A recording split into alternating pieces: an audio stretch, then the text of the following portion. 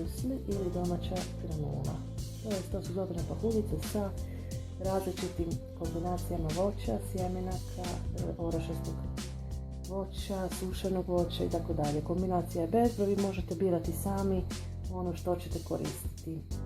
U ovom mom receptu ja ću vam sada pokazati što sam se ja odlučila. Dakle, u jednu veliku zdjelu prvo sipamo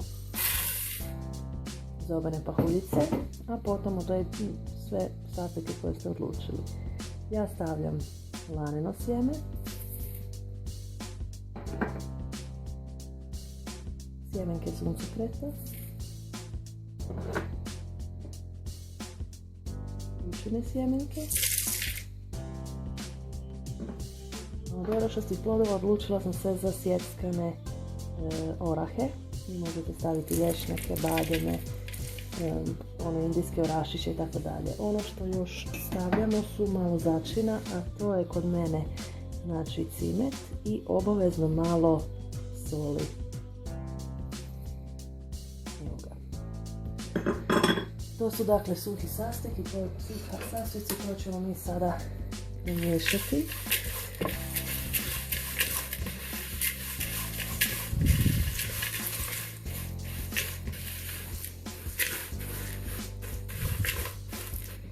Prelazimo na mokri dio. Ono što će mi poslužiti kao mokri dio potrebno je malo masnoće. U mom slučaju to će biti kokosovo ulje. Ja ću zagrabiti ovako otprilike jednu žlicu kokosovog ulja. Vi možete staviti bilo koje ulje, može biti neko drugo, može biti maslac, nije bitno. Može i bez toga, može se koristiti čak i običan neki voćni sok po vašoj želji. Onda ćemo staviti malo meda. Ja ću otprilike staviti možda 2 žlice na moju količinu. Znači nije problem, nema nekih određenih voćnih količina.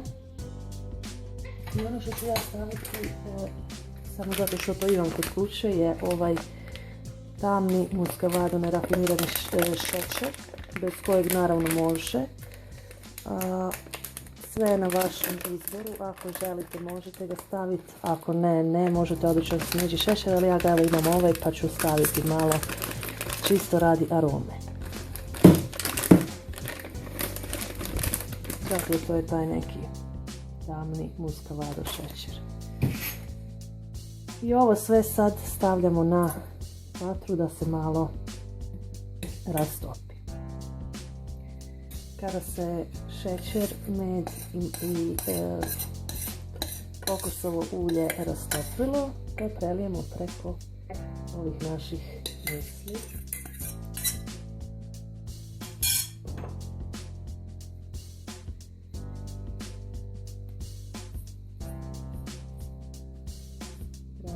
Misli i sve lijepo promiješamo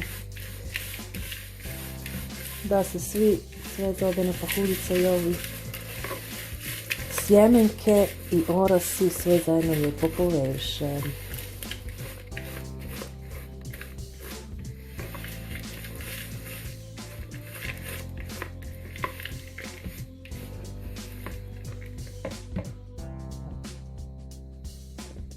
Dakle, ovaj plitki lim za pečenje umnožimo papirom masnim i istresemo našu smjesu.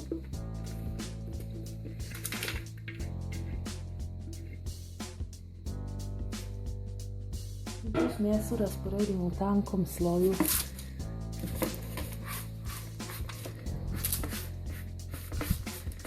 preko cijelog papira, da bude u što tanjem sloju.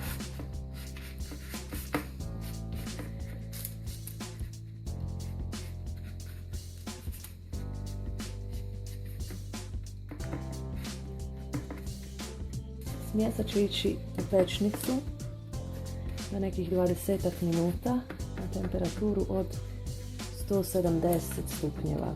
Nakon 10 minuta pečenja mi ćemo ovo promiješati da se ne bi slučajno zapekla.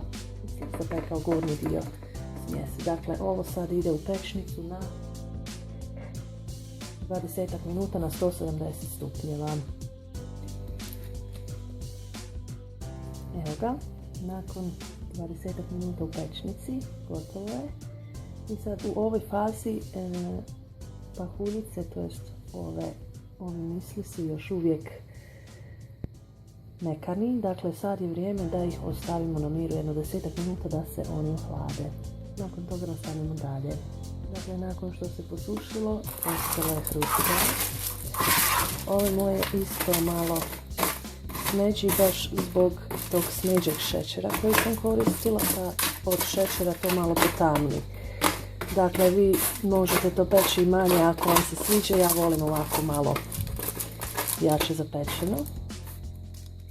Sad ono što ćemo još dodati u ovu smjesu su grožice, kao sušeno voće, grožice i sušene brusnice. Dakle, tu sad možete stavljati svašta od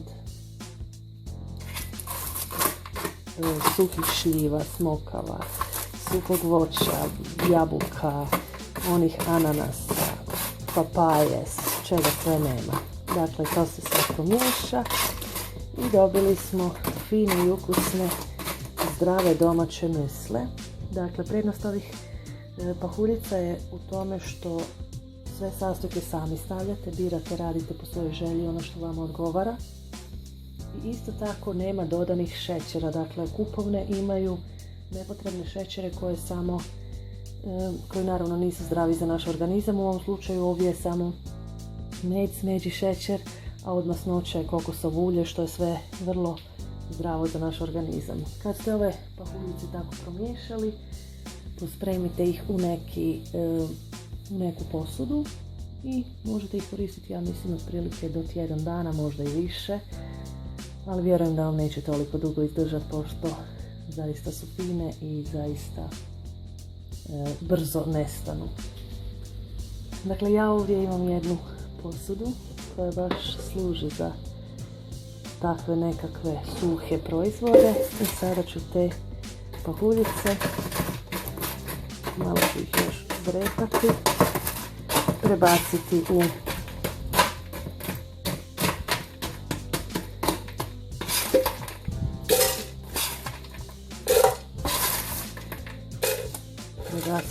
tu zdjelicu. I evo ga, savršene domaće pahuljice koje odlično pašu za doručak ili večeru uz mlijeko, jogurt ili već što želite po svojoj volji. Uživajte.